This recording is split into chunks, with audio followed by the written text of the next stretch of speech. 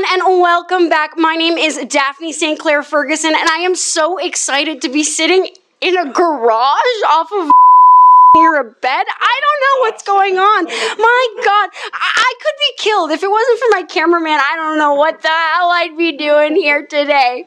Well, introduce yourselves. Talk to me about your show. Jefe, what the hell is this about? One of those, not actually El Jefe, and I am the writer and director, Nate Simpson. I'm Jeff Clement. I play Ryan. I'm Josh Palmer. I play El Jefe. Titular. Wow. So talk to me a little bit about this show. How did this come about, and why are you doing it at the Fringe? Sure, I can speak to that. I had the idea for this when I first heard about Ryan Wedding, who is the main character ×2 in this show, and yeah, he's just a really insane story. It's this big Canadian guy from BC who became a crime lord, and it's just a great story. And I was like, let's get the ball rolling on the storytelling about this guy. And I actually pitched it to these two, and I was like, does that sound like a good play? And then I was like, you're both doing it. So yeah. So you feel forced into doing this? Yeah, we really want to take the sort of drug lord experience to heart. So he kidnaps us at gunpoint every day. Yes. And we don't want to do the play, but we do. Over and over and over again until he's satisfied. Josh, can you attest to that? I don't do that. No, actually, he's really sweet for writing a play for both of his friends to be in. Isn't that like the nicest gift you could have given us? I think that's so true. That's what I'm saying. I think I'm gifting you to the experience of doing this. No. Yeah, it's I wouldn't want to do it without them. So I pitched it to them and I said, "You're also going to act in it." By the way, this was in October, November, and I started writing the play while Ryan Wedding was still on the hunt by the FBI. And in February he was arrested, and I did a bunch of rewrites. So it's been quite a process. But yeah, now he's on trial, and we're making the play. We're making the play. And as always, Ryan, if you are listening, we have positive intentions, and please don't hurt us. Please don't hurt us. Don't hurt us. We're in a garage in the middle of nowhere. I don't know where we are. It's an undisclosed location. Now, so why sports? Why drugs? What's the pipeline through that? And is theater a pipeline to anything else? I can't speak to the pipeline which theater is to other things, but I can speak to sports and drugs. Amazing. I love sports, and so I'm a... And you love drugs. Well, I was going to get there. I'll start with sports. Yeah, no, I don't love drugs, but Ryan Wedding does, so that's integral to the story. As far as sports, I'm a sports writer is my other career, and so sports storytelling is really fun for me. And this is like our probably most controversial Canadian athlete of all time. He's just because he's not known for being an athlete, but he's still, in my opinion, this is still a sports story, a sports play. Very cool. And so, if you've never taken illicit drugs or sold illicit drugs, how do you know that what you're conveying is accurate and accurate storytelling? I think we trust our playwright. We trust our director. We go out there. We give it everything we have every night. Yeah, he's really our guiding star on this. Yeah, Yeah. But they're not method acting. No, if that's what you're worried about. Well, maybe not worried. Just curious. Sure. Just curious. Because method acting could be useful. Is the truth. And I mean, at the end of the day, he was the distributor. So we're not doing drugs in the play. You never touch the stuff. Yeah, we don't touch the stuff, but he facilitates it for others. A generous soul. Yeah, really, when you think about it. As you will. And you're facilitating theater for other people, so I guess in a way you're also distributors of theater. Yeah. Exactly. So I'd love to hear a little bit more about your sports writing and how this has influenced the writing of your play, and are you inspired by other Canadian writers within our realm of Canadian theater? Sure. Yeah, I think that it's a sports story that is also not so. My influence is mostly from non-sports stories because and at the end of the day, I wanted to write just a play that was good and entertaining. It's just I can't really unscrape the itch of making little references to Allen Iverson and others. But yeah, I mean, I'm inspired by my favorite playwright in this city is Kat Sandler because I think she does a wonderful job at writing plays that are both incredibly funny and incredibly emotional. And so I would say I'm more inspired by just some of the Toronto's great playwrights than I am by who's the best sports writer you know. Probably Nathan Simpson. Yeah, well, yeah. So I would say I wanted to write a good play more than I wanted to write like a sports article. I do that in my spare time, anyways. Yeah. Very lovely. I love that. I love Kat Sandler too. Yeah. Great pull. Come on. Kat Sandler, come see the show. Come That on. would make my life. Well, there you have it. And so, what is the significance of this story within the landscape of Canadian theatre? I ask everyone, what is Canadian theatre to you, and where does your story fit into Canadian theatre? I'm going with Josh on this. Take it. Where does the story fit into Canadian theatre? I mean, it's the frontier. It's the next big thing. Right. I think it's a really crazy thing what this guy did and is doing. Yes. It's kind of wild that he did any of this. He was FBI top 10 most wanted, this bad Olympic snowboarder from BC. It's just kind of absurd, the whole thing. He's also done some we're making kind of light of it, but he's done some really fucked up stuff. Like he's like a bad guy. He's murdered people. He's made people murder. Yeah, it's bad. It's just like I think it's important that Canadians are telling the story about this guy. I think it's entertaining. It's an interesting enough story to be told, and I'm glad we get to. And I'm glad we get to in such a interesting way with like a tight little 60-minute Fringe play that gets to put a cool spin on the situation and also explore just how insane this guy's life was. No comment. I don't need to mess with that. That's Yeah, that's a good answer. We do have another figure in our Canadian scope who is quite close to cocaine as well. Rob? Mr. Rob? So do you think that Canada and cocaine go hand in hand? What is the tie there? There seems to be a lot of it in our media.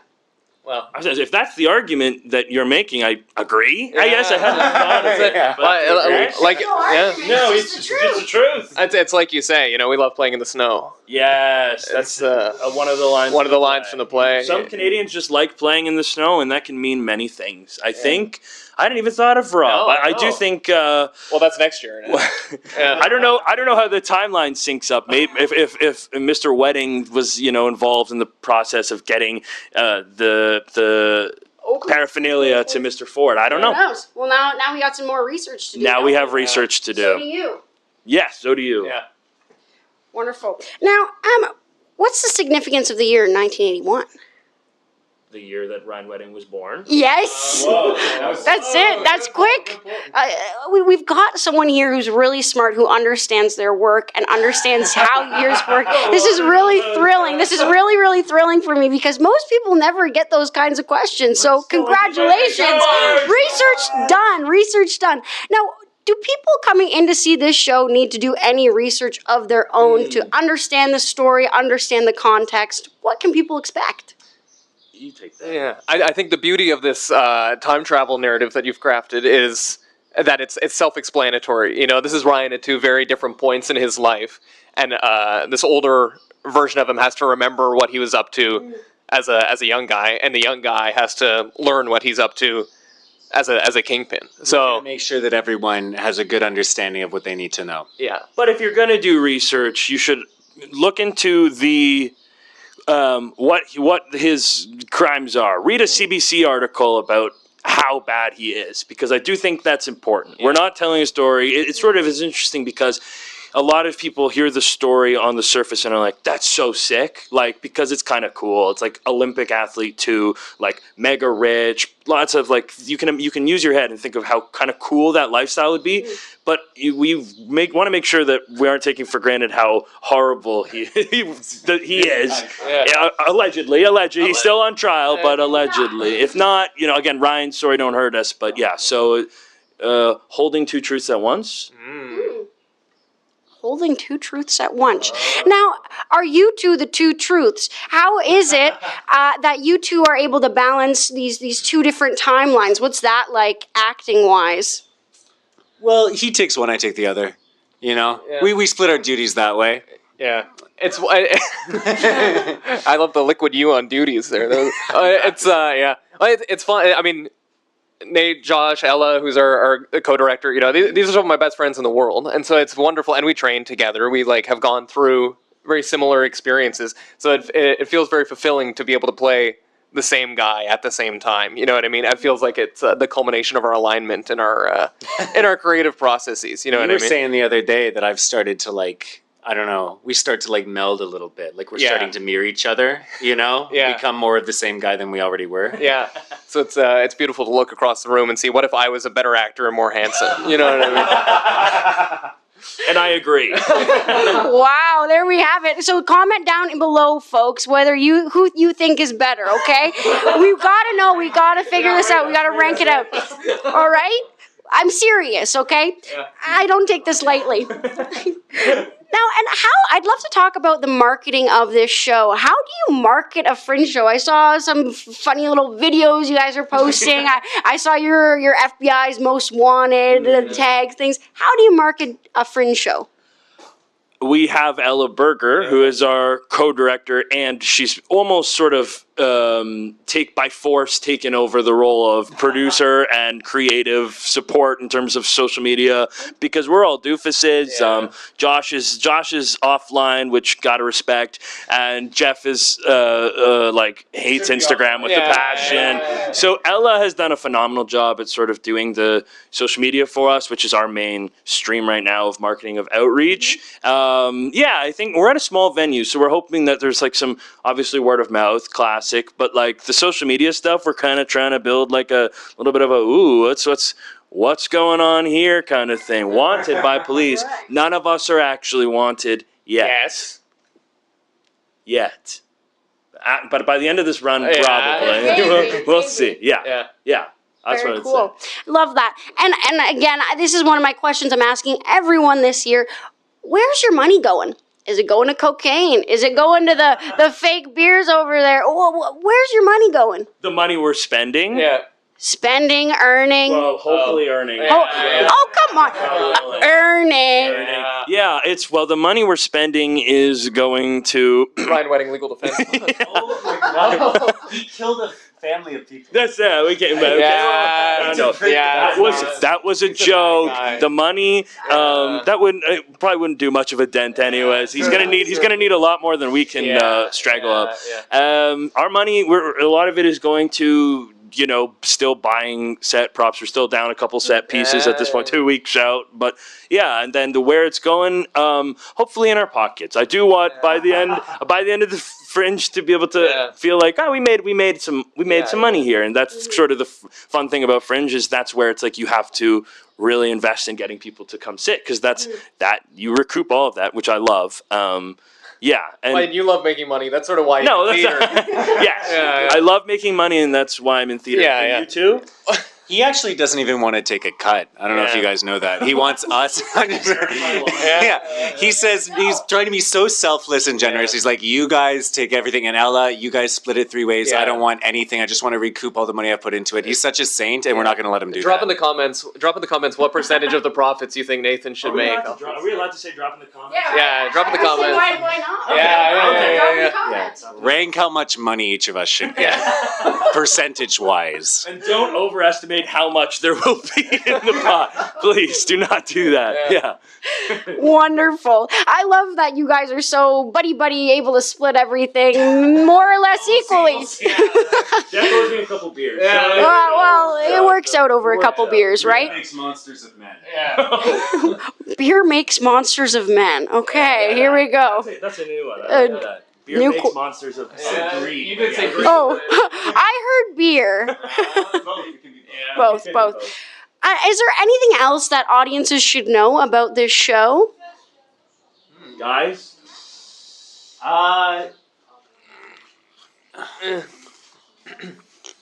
No. No. We're going to tell you everything you need to know. We just want you to come. And we think you're going to enjoy. We think you will. We really do. We don't think we do. We know. We know. We know. We And know. we're excited to prove it to you. Yeah.